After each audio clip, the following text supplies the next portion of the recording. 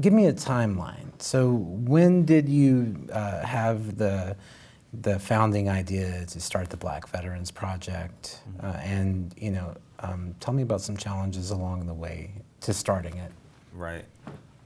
So I want to say it was actually the summer right before I had my suicide attempt that I'd had an inclination that I wanted to start some kind of storytelling project around Black vets. Wasn't sure exactly what it would be, how it would take shape. At first I wanted to do a film project of some kind.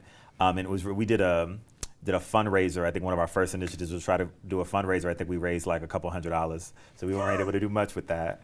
And the progression took, I think, about the first 6 months. So kind of from ideation to execution took about 6 months.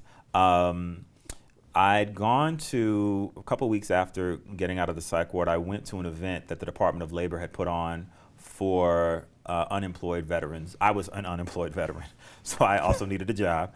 But it struck me when I went there that the vast majority of the folks in the room looked like me and were Black.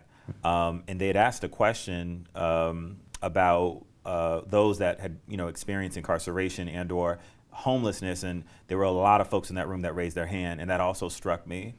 And so, just coming out of policy school, my first inclination was like, what's the data? Like, I can kind of see it on the ground now. I'm engaging with these, disparate Black veterans groups that are poorly resourced. Really, they don't have a lot of resources, but there's a lot of love and camaraderie in these groups.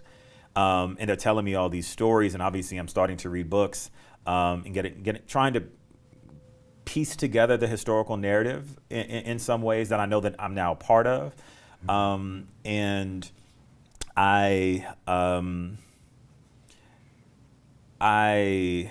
to remember exactly what I did. Sorry. So then after the event, I spent a couple of weeks just kind of Googling, wanting to look at where the data was.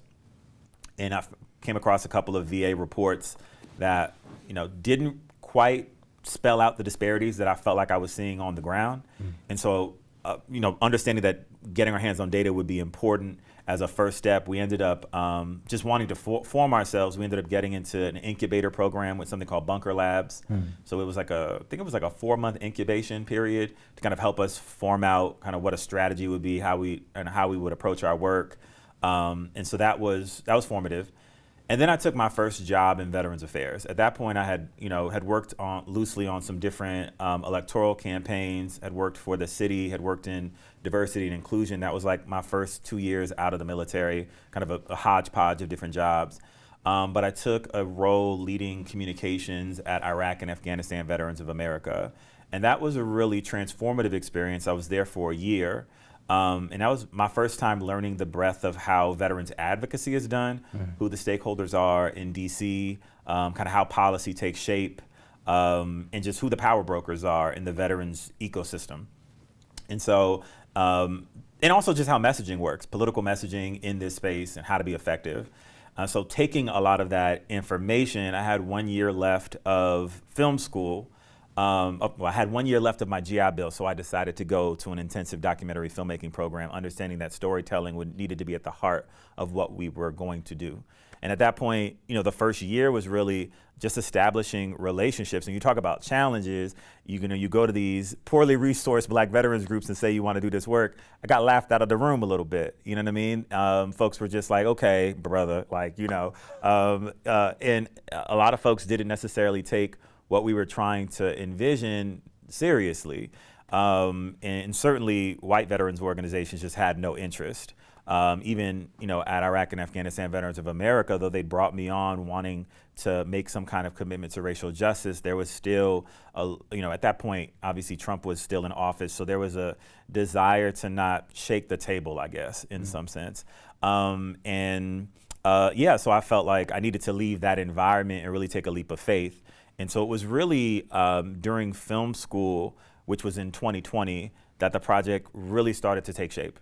I, at random, emailed Yale Law School, who has a really formidable veterans legal clinic, and said, hey, I just started this project. I'm trying to get my hands on data.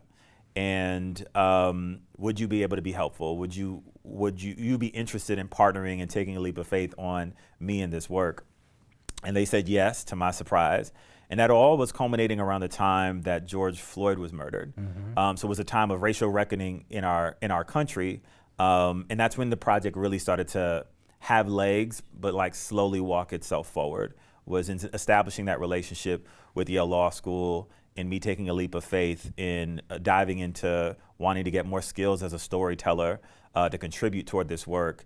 And having spent that first year building out relationships, at least kind of, making some level of attempt to let folks know that we wanted to disrupt, the veterans ecosystem and really place race and racial inequities as something that needed to be addressed in a more formidable way.